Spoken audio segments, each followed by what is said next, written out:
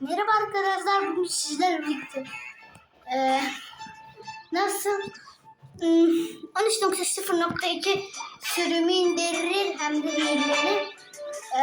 Uzun zaman onun hilesini söylemiştim ama onda uçma hilesi yoktu, gösteriyor.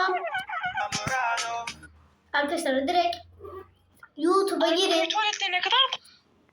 Arama kısmına aba doyunda YT yazın. Aba doyunda YT. Bakın. Bak şu.